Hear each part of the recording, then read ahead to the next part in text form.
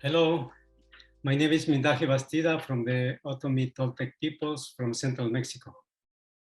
It's a great honor to be with J.J. Hurtak and Desiree Hurtak this morning, this afternoon, and this night. I have been honored to call to other people to write about their experiences about ancestors. And this is the book that we have come together, Ancestors in the Sentence Common, and JJ and Desiree have been key in this book because they have also been in so many sacred sites around the world. As you know, we have been working with two teams, especially with the Eagle and the Condor Council members, and also with the team of Rico Paganini and Portedo Ngara and Pubin Mudley, among others. And JJ and Desiree have been also in the places that we have visited, especially in Egypt, in other places like in Azores, and recently we were also in Mount Shasta and in Kauai and many other places. So what we have put together is the Divine Remembrance of Lineage, Relations, and Sacred Sites. So this book really is the ancestral wisdom that we are putting together, because ancestors is not just the blood lineage, but it's also the entities, the deities that dwells in the sacred sites, but also the sacred landscape. And beyond that, ancestors are from the stars. You know, remember that our creation stories tells us that we came from the stars, from the Pleiades, and then the leading star, that's what we call now Venus, is always present in our lives. It's the most important star in our lives as a people. Then we came to Lemuria, that others call the Mu continent, as we call the Mu continent. And then we know that we have still until today, we have two very important manifestations or celebrations among the Otomi Toltec. And then we are very related to the ancestors through the celebration of the day or the days of the dead around November, beginning of November, ending of October. So today we have the beautiful time to be here with JJ and Desiree. And it's so amazing because they have witnessed directly how ancestors manifest. They manifest in sacred sites and elsewhere, because the connection is so important, and the intention that we put when we travel and we carry out presence and ceremony, and we put the offerings and the payments, the intention, then other possibilities open. So welcome, brothers, sisters, JJ and Desiree. It's a pleasure to have you here today. Thank you, Mindahi. We are honored to be with you. We have, as you know, worked extensively around the world. We are honorary members and chiefs of the Xavante Nation in Brazil. I'm showing one picture of our work. In eras of Western civilization have overlooked the importance of the indigenous sacred areas. And many years ago, when I was doing my work in Mexico at Tulum and using sacred language, I'm speaking now of the historic language of the Hebrew, Aramaic, and the Egyptian, as well as the indigenous languages. A light event took place, as you can see here briefly, in the sacred area of Tulum, Mexico, which is noted for its ancient pyramids. While I was chanting and singing, a light force suddenly came down, and I felt a connection with the ancestral powers of Tulum. This is something that was amazing. A man taking a picture of his wife, I'm pointing to with my finger at the lower part of the picture, was able to capture in a few seconds this energy field that came around my body and actually knocked the translator off his position on the platform where we were doing the celebration. So we know there are energy fields that are connected with the sacred areas that now must be respected and re-energized if we're going to see our way through this planetary change with minimal difficulty. Right. And Mindahi, I know some of your work, a lot of people looking at the book Ancestors think, especially when the Native Americans talk about it, my grandmother, my grandfather, but you've taken it a higher step, which I think that's valid. The grandfather, grandmother, they're always influencing us, and that's important as well. But in the sacred areas, it's also the planetary grandmothers and grandfathers, those that have been with us for, we'll say 6,000, we'll even say 12,000, 36,000 years watching this planet. And so that's really, really important to realize that this planet has been watched and cared for many, many generations. And that's one of the reasons that in 2012, while we did the day after 2012, we were down at the Cancun Convention Center with 1,500 people, because we knew there was too many ancestors really watching this planet to have it here today, gone tomorrow. And we needed a lot more. But we're in a time of change right now, and that's why this information is so important to come out. And we've worked together with you in many places like Sedona, Arizona. As well as South Africa, where we worked with Credo Mutwa and produced a film back in the 80s called Voice of Africa, the unseen aspect of spiritual music and spiritual teaching that brings people together. And also with you in Egypt. I may show this picture to our audience. It's a little bit difficult to see with the right perspective, however. You see the golden light inside the ascending chamber, or the Grand Gallery as it's also called. In Giza, Egypt, the Great Pyramid was built with a certain musical acoustical property. And when we sing and use sacred language, suddenly the sacred area begins to change its vibration, light up momentarily, as we see here.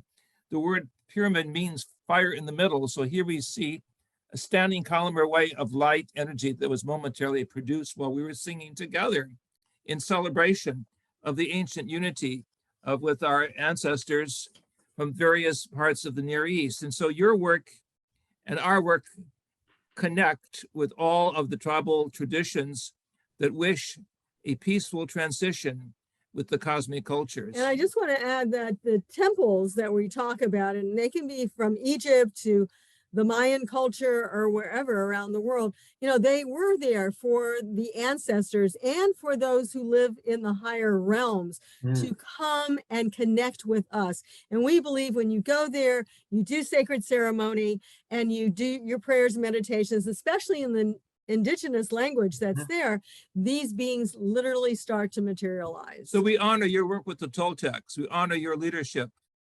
We honor very much the work that we're doing in all of the sacred areas around the world, including the Azores in the north, because these areas are part of what we believe to be an ancient grid or a sacred geometry of brotherhood and sisterhood that is now being energized.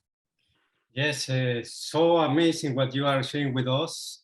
Those are, sometimes people, yes, they just hear, but these pictures show exactly how energy works. So what would you suggest for, let's say, common people, ordinary people to get connected to the ancestors and to the higher ancestors? I will begin by saying people need to visualize their spiritual family as something that is present in a higher vibration, like a musical keyboard. As we go higher and higher into the musical notes, our ears, our eyes, our heart begins to open with a higher sense of vibratory attunement. And I feel that music and sacred language work together to open our body as a musical instrument in harmony to be with our spiritual family, regardless if we think it's in the Pleiades and Orion. These are areas that we have had contact with, like you, whether someplace else. The point is that we are a family of music and devotion, and we must fuel this by being more positive with the vibrations, with scientists call acoustical physics of consciousness. We must raise our consciousness in daily celebration. Right. And so just know that we're not alone. No one is alone, actually. Even if you live by yourself, That's what I was saying, even during the COVID times, basically there's so much, people say, well, that was, I felt my mother telling me something, and that can be your ancestor, but you can also go a little higher than that and say, well, I felt, the presence of the divine instructing me or helping me along the way or guiding me. And that's what's so important. And even also maybe those who had been part of your spiritual tradition, if you're Catholic, for example, you feel the presence of the angels who are watching over you. Or if you're Mescalero Apache, you feel the vibrations. These are all valid. And, we cut ourselves off to say, oh, those things don't exist. They don't happen. That's just, old mythology. But it's not. And I think more and more the curtain between our reality and the next realms are starting to get thinner and thinner. I think people are starting to tune in to understanding and to feeling. And Dr. Hurtak also mentioned, the sacred areas, because that's part of our function here tonight, to talk about these sacred areas that we wrote about in a small section of your book there. But, there is this grid structure around the planet. We believe the Great Pyramid is part of that, but we also believe many of the pyramids in Mexico are part of that, but also in Hawaii. There's also the Heiaus, that's part of that, and all the way into the Far East, and India, the stupas. So this is all part of a larger network, and those networks literally align us to the stars. And that was part of the purpose of any of the temples, was to connect us back to the higher regions of that we forgot that existed, and we can invite them now into our lives and listen to them, because I believe that's the way of the future. We have to know and have to listen. I'm showing a picture of the cosmograms, or cosmic pictures we teach with all people, that elevates the mind to see the coming of the La Paloma, the dove, the symbol of peace throughout the world cultures. And we are at a time we recognize as the gathering of the tribes, where people can come together if they take the higher path of compassion and unconditional love. And so that's part two. Besides the vibration, there must be a living and a loving connection that overcomes the negative separations that unfortunately the media likes to play upon. And we have to be wise students in recognizing we are part of a much greater family, a greater civilization of the cosmic cultures, or what your traditions and the indigenous of North and South America called the Star Nations. The Star Nations are coming back, and this is why we're having these amazing signs. Again, another picture of a dove that manifested over one of the pyramids in Mexico while we were praying. So we have authentic scientific documentation, musical documentation, photographic documentation that a big change is coming that we must now prepare for, not in fear, but in celebration. And we went into the pyramids. We did actually research that's been published. We went into the pyramids of Palenque underneath the ground. We went into the pyramids of Chichen Itza, the main one, and underneath the ground. And we did sound testing to get the resonant frequencies. And we believe some of those frequencies help us. So sound, chanting, and even, just praying verbally and connecting yourself. Intention, many people are talking about now, that intention really transforms the ability to reach out. You have to say you want to help humanity. You also have, and with your heart, don't just say it logically. And then you also have to realize that you can be a higher divine vessel for helping humanity. And that's what the ancestors, whether you look at your own in-laws, so to speak, on the other side, or the divine guidance that this planet's always had. That is what they want us to do. They want us to help humanity. And Mindahi, you speak of the 13 areas. This is so important. And help the animals and the plants. I want to say that too. We were given even in the Bible, given the right to name the given the right to name the animals. And that's because that is part of our work, to help animals, to help plants, to help all of this. And, we've neglected it, as you well know. Yes, I want to ask you about some guidance for us and for people in general, for the world. How can we honor ancestors? How can we really direct that intention, that love that we have for life and for transcendence? Well, first of all, we must show the big picture, that there are these sacred areas that must be connected together. These are the 13 areas I just talked about And that you've traveled around the last few that years. we're now we know. visiting and activating. Yes. Secondly, we must show devotion and possibly get local authorities to set these areas aside for continuous use in the celebration of respect for the past, but also preparation for the future. In this way, we become the temple of understanding. We bring all temples together because we are the capstone. We are the missing part of the greater temple that unites all of these others. The 13 areas you speak of is also part of the Coptic teaching of mystical Christianity in Egypt, that there are 13 levels of the heavens, and the 13th requires the synthesis of all of them together. So it's teaching universality, it's teaching pluralism, it's teaching sacred respect for everyone who takes the higher path and avoids violence and separation. I'll leave it at that, but also just they want us to make this a better world, give us a space for soul advancement. I believe that's part of why we're here. So sometimes challenges come to people, and we really need to recognize that as a challenge and to make the decision to go with helping humanity and not helping ourselves. So going into these temples, these sacred areas, really helps to align us. And I have to say, for some people who maybe can't travel anymore or don't feel like traveling, we can still do that through the power of the mind. It's always better to be there, to feel that energy, but put yourself there, see yourself sitting within the pyramid, the Great Pyramid of Egypt, or sitting within a temple somewhere in the world that you admire. And you can be there, you can receive some of that energy. Excellent. So anything else you want to add? Well, I'd like to say, in addition, our book called Mind Dynamics in Space and Time with Elizabeth Rauscher from Stanford Research Institute a few years ago shows the power of the mind to look in any direction and to look beyond limitation for distant communication, distant healing, remote vision. All of these higher powers of consciousness, we will call super consciousness, are now being scientifically validated by our friends at the University of California and also Stanford University. And we feel honored to work with you and to work with so many groups throughout the world who know that the new science of consciousness is on our side. The new vibrations of spirituality is uniting the hearts of people throughout the world. And we must be very positive and not give in to negativity, or should we say, the separation of East, West, North, and South. This is so important, as you well know, from your traditions.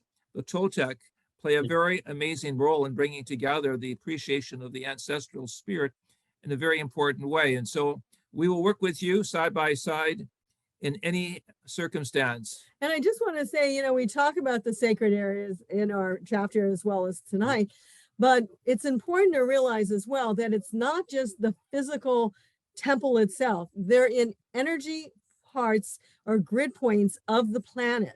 And that creates a type of vortex energy that's not just on the planet. And people, I know I grew up near the Bermuda Triangle, and there's many places like that are these energy points. But Dr. Hurtak, in his original book, The Keys of Enoch, talks about how they're aligned. And Orion, the Pleiades, and you were mentioning earlier, even Venus, a place of love and energy, positive energy. These are all part of the alignments that these temples are positioned. They're not random positions. In fact, just to say one thing, there was a young Canadian boy about 15 years old. He copied very similar to something that Dr. Jack published in 73, that there's a grid point in the Yucatan of all the pyramids. And there's a lot of pyramids in the Yucatan. Wow. There's actually 100 pyramids or so, even in Egypt, people don't realize. And he aligned them, the pyramids in the Yucatan, to the pyramids or to the positions of the star points in the heavens. That's and he right. did this with, are you familiar with this? Yes, I'm familiar with that. Yes. And he even found one place that was missing. And when they looked at it through their, we'll say Earth observation satellites, they found that it was a type of ruin. So yeah, this is our thing. He changed it a little bit. We put Chichen Itza, he put Koba, but he was 15 years old and proved this right, that these pyramids of the Yucatan are all aligned to the stars. That's why they were there. And that's why we've had these experiences. Wow. The La Paloma, because we've been praying for unity. We've been praying that the people of Mother Earth become more futuristic and understand we're all connected with our brothers and sisters, our ancestors in the higher worlds. And the illusion of death and separation, of course, is part of the misuse of scientific measurement. Consciousness goes on. The vibrations of the great masters go on. We feel it in the pyramids when they're energized, in the ancient temples of Yucatan and Egypt and Africa. We are so fortunate to work together at this time as the avant-garde for a whole new anthropology, a whole new book of evolutionary perspectives. And your book on the ancestors is so important. It is the lifeblood of who we are, who we have come from, and who we will mature to be if we take the path of divine love and service for all humanity. Well, thank you. Thank you so much. We are becoming ancestors, and we will be ancestors in the future. So thank you so much for this wonderful opportunity to talk and share and interchange these beautiful moments. And please, yes, we will announce this wonderful book wherever we go. Thank you so much. We thank Ariel, we thank all of those who have brought us together for this amazing conversation. Thank you and be blessed.